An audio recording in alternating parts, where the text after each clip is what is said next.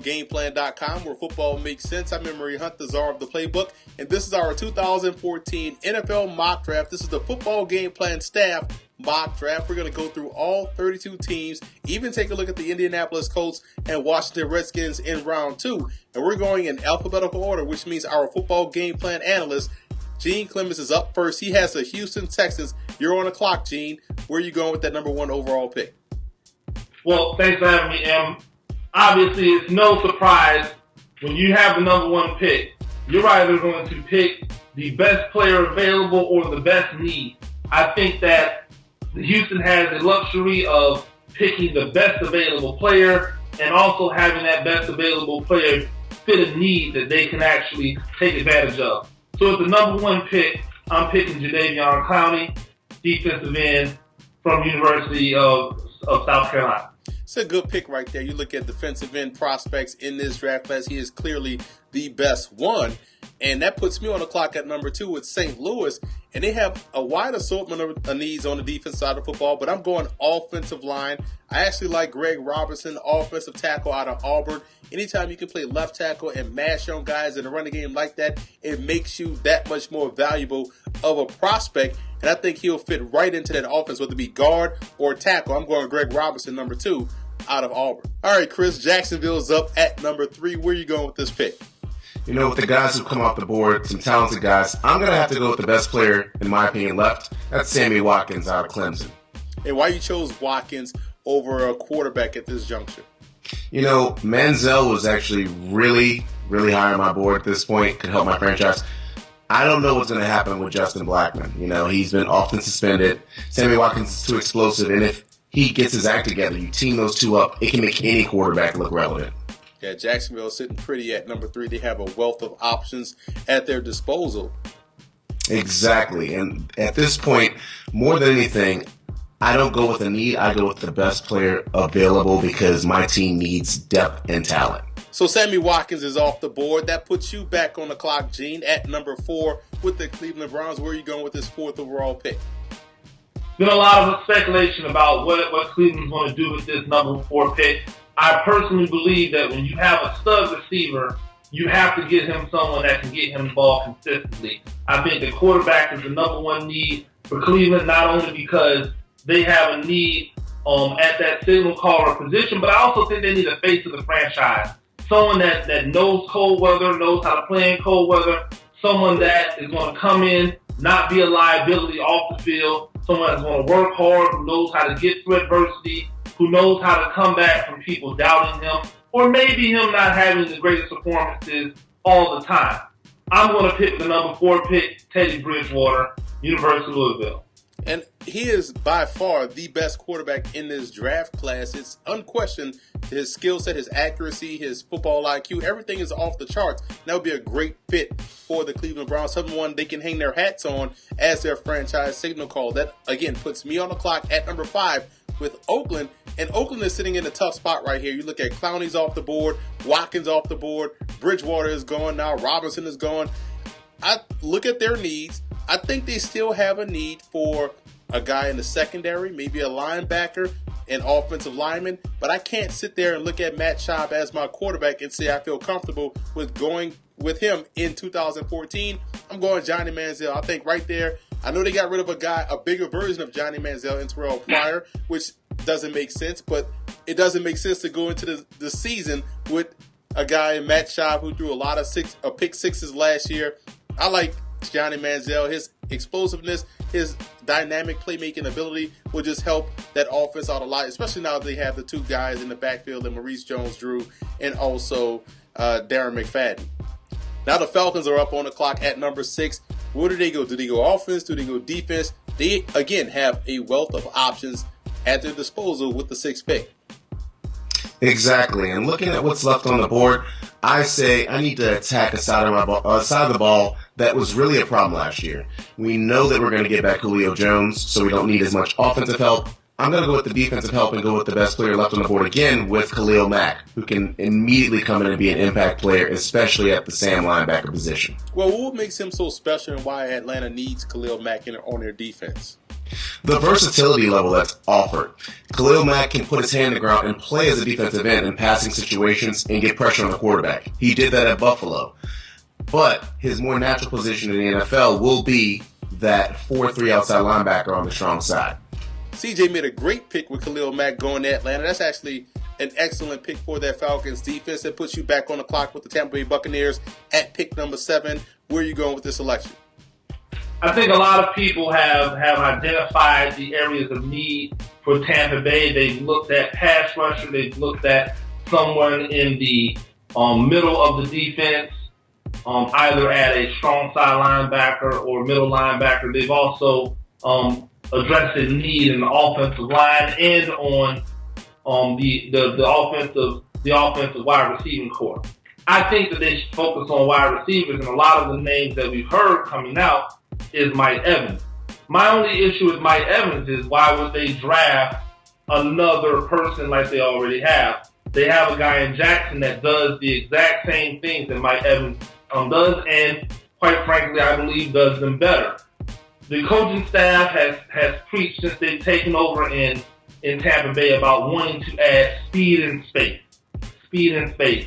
And to me, there's no other person in this draft that exemplifies speed and space than LSU wide receiver Odell Beckham Jr. That's who we're going to take the 7th pick. That's a great pick. I'm a big fan of Odell Beckham and what he brings to the table. Again, he reminds me a lot of Victor Cruz and what he can do with the football, without the football in the return game. That's an excellent pick for Tampa Bay. Now, that puts me on the clock at number 8, Minnesota. I think I'm going to shake up the draft right here. Minnesota needs a quarterback. They're playoff ready, in my opinion. They have a good running game, excellent targets at wide receiver. I like what they have at tight end. Offensive line is great. Defensively, they'll benefit from that offense being able to sustain drives. So I think getting a quarterback would be ideal. I'm not a big fan of Blake Bortles. I am a big fan of Derek Carr. And I'm going with Derek Carr, 8th overall out of Fresno State. The reason why, you go back to what he did in 2011 under Pat Hill. We know Pat Hill will run the heck out of the football. He did a lot of things that you want to see a guy do in a pro-style offense. So I'm going with Derek Carr out of Fresno State to help get Minnesota back to the playoffs. At number 9, Chris, we have the Buffalo Bills. They can go defensive help. They were actually good on defense last year. They can go offensive help on that offensive line. Where are you going with this 9th overall selection?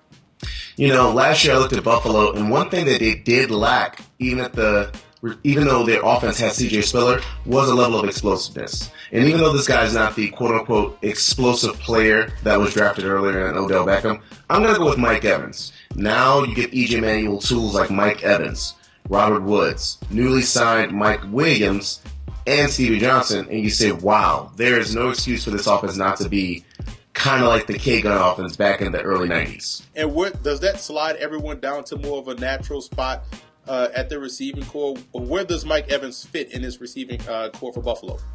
While he's not a natural X receiver, he is so talented and is such a matchup nightmare where it can afford that he plays the X position and slides everyone naturally down to their position of need. Chris was able to get help for E.J. Manuel with Mike Evans, a receiver out of Texas A&M, the big-time target, 6'5", 230 pounds. That puts you back on the clock with Detroit at number 10. Where are you going with this pick? Well, I think that Detroit, a lot of people have speculated that Detroit may try to make a move to get another receiver. I personally don't understand why. It's clear they need help on the defensive side of the ball. Many people have speculated that Aaron Donald can be someone that they target, another man on the defensive line, but I believe their defensive line is not their biggest need. Obviously, their biggest need is the secondary. They weren't able to stop anyone from catching balls last year. So if I'm going to go with the guys who I feel can help me defend against the run, but also is going to be a stalwart in that secondary as a ball hawk, I'm going with Alabama safety, Clinton Dix. And there's a lot to like about Clinton Dix. What stands out most about his game that you think will fit perfectly in Detroit? Well, I think Clinton Dix has a certain anticipation to him.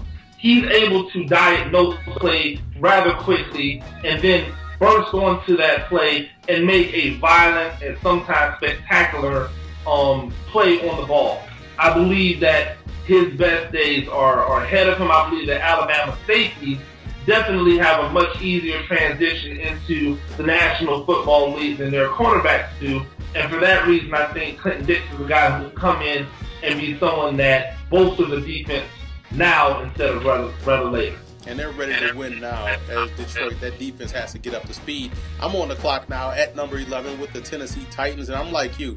I have to go in the secondary. I do understand Jake Locker is a quarterback, but the top three guys are gone: Bridgewater, Manziel, and also Derek Carr. I'm not going to take a quarterback here in round one. I'm going in the secondary with the best cornerback on the board, Justin Gilbert out of Oklahoma State. I like it, the way he can play the ball in the air. Once he gets it in his hands, he's a guy that can take it to the house. He can also help out in the return game. He's a good all-around corner, can play off-man, track the ball, take it away from the offense, and get the ball back to our offense, which will probably be a lot more ball control this time around. So I'm going Justin Gilbert out of Oklahoma State with the number 11th pick to Tennessee. At the 12th pick, we have the New York Giants, a team that was atrocious offensively last season. What do you think they go with this 12th overall selection?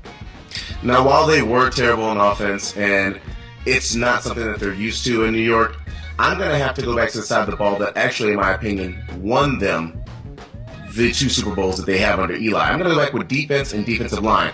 Aaron Donald, to me, is one of the most impactful defensive linemen, whether interior or exterior, in this draft. Now you get a versatile player who can truly play the 3 technique and whip the tail of any guard in front of him. Yeah, getting pass rush ability from the inside is what a quarterback doesn't want to see. And when you look at the Giants last year, they got DeMontre Moore, who's an outstanding pass rusher. They're going to get Jason Pierre-Paul. Now they have Aaron Donald. Do you see this being a rejuvenated Giants front four in 2014? Absolutely. Now they have the opportunity to actually help the secondary. They've picked a lot of picks early for the secondary. Those guys can actually play and cover because pressure will be applied to the opposing quarterback. They always say the front end helps the back end, and a guy like Aaron Donald can definitely get it done for the New York Giants. I actually like that Aaron Donald pick Chris May for the New York Giants. That's a real good need pick for the Giants, and also as an explosive player. You're on the clock now. You have the St. Louis Rams, who have their second pick in the first round. What do you think they can do differently at 13 to help complement what they did at number 2? Well, I think, again, this is another pick where I may shake up the draft. I look at some of the needs, and a lot of people say, well, they need another pass catcher. I believe that they have a couple of quality pass catchers, and because this draft is so deep at wide receiver, you can really get a quality wide receiver in the second, third, and fourth rounds of this draft. Even in some cases, you may be able to find some really good undrafted free agents that can come in and help your ball club. But I think that because there's such a premium on protecting a quarterback that's been hurt so much in his first few years in the league, that the St. Louis blueprint has been to build from within. If you look at their defensive line, they beefed up the defensive line. I believe this is the draft that they use to really solidify a dominant offensive line. I don't think they expected him to be here at this position, but with this pick, I'm going to take Jake Matthews out of Texas A&M. That shakes up the draft, because think about it. I went with Greg Robinson early in the draft at number 2. You go on Jake Matthews. Why would you go with Jake Matthews right here at 13? Well, I think Jake Matthews has proven to be a can't-miss right tackle. He's obviously shown that he has the ability to be an extremely good left tackle. So when you come in and you take Greg Robinson with your number 2 overall pick, that's saying we want this guy to be our left tackle. But there are some people who believe that Greg Robinson's highest ceiling is at guard or maybe on the right side. Now you have 2 guys. If Greg Robinson does not work out as a left tackle, you kick over Matthews to the left tackle. You move Robinson into left guard, and now you have a dominant left side of your offensive line for the next 12 to 15 years. I think that when you get stability like that, it's not sexy, but like a lot of people say, do you want the person that looks good, or do you want the person that gets you in? And you look at that offensive line, I see Jake Long, Greg Robinson. I would put Barrett Jones starting at center over Wells. You have Roger Saffold and Jake Matthews. That's a pretty good offensive line right there. Sam Bradford is probably smiling from ear to ear with those 2 selections in the first round. I'm up next with Chicago at number 14, and I instantly jump to the secondary. Not at corner, but at safety. I can go either strong or free safety. I'm going with the best overall safety on the board, in my opinion, Calvin Pryor out of Louisville. I just love his ball skills. I love his instincts. And I also love the way he can be an enforcer over the middle of the field, a guy that can eliminate mistakes. I'm going with Pryor as a safety out of Louisville to help that Bears secondary. Now we move on to Pittsburgh. The Steel City, the Pittsburgh Steelers, barely missed the playoffs last year. Big reason why they did. They couldn't protect Ben Roethlisberger. Defensively, they started to get it together late. They struggled early on in the season. So they can go on either side of the ball with this pick. Where do you have them going? You know, they have aged out on the defensive side of the ball. So that's truly a natural place for me to go here. I say this, though. One thing that they have not really taken care of is protecting Ben Roethlisberger. You have the guy out of Florida, Marcus Gilbert, who I think can play on the right side. I think Adams is a good field tackle. I'm going to go with the best tackle on the board, a guy who deserves his pick, and Taylor Lewan out of Michigan. Now you get two looking guys who can actually do the job for Ben Roethlisberger, who's aging at this point, to function in the pocket and be the successful quarterback he's been in the past. Well, you have to like the toughness that you just added to their offensive line with Lewan to go along with Pouncey, the Castro on the inside. What makes Lewan an ideal fit for Pittsburgh? Well, not just his on-the-field play, because he is a tactician who gets the job done, and he has a little bit of a mauler side to him. He fits the way that Pittsburgh feels. And one of the things you want to do as an organization, especially Pittsburgh, is have the fans get behind your pick. DeCastro was one of those guys. Lewan fits that mold as well. All right, Gene, you're up with the 16th overall pick, the Dallas Cowboys, a team that, again, playoff ready, that can win now. Where do you think they go at number 16? Well, aren't we used to the Dallas Cowboys picking at number 16? Proverbial 8-8 every year. I think that this is the year they've done some things. They've made some sacrifices because they believe that they can make that next step. And obviously, everyone's a slave to the cap. So some of your favorites have gone by the wayside. But I believe that there's an opportunity for them here to get one of the better cornerbacks in the draft. And so with this pick, I believe that the Dallas Cowboys are going to go with Darqueze Dennard, Michigan State. Well, why go in the secondary as opposed to the defensive line? Well, it's simple. Dallas can't stop anybody from throwing the ball. There's two different philosophies. Either you get more pass rushing help to make sure that the quarterback holds the ball for at least lesser amount of time, or you get guys in the secondary to stop guys from running wide open.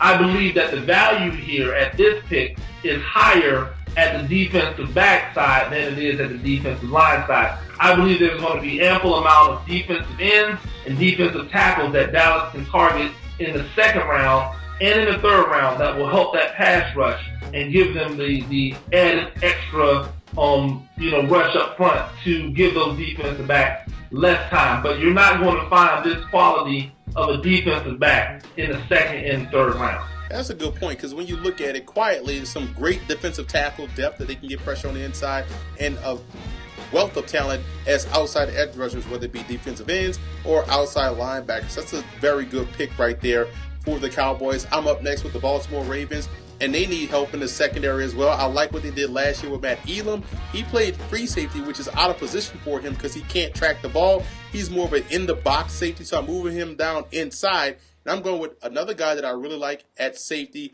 Jimmy Ward out of Northern Illinois. Here's a guy that can play free safety. He can line up in the slot and match up versus wide receivers. Gives that Ravens defense that much more flexibility to where they can get pressure on the quarterback and also play well on the back end. I'm going with Jimmy Ward out of Northern Illinois with the number 17th overall pick for the Baltimore Ravens.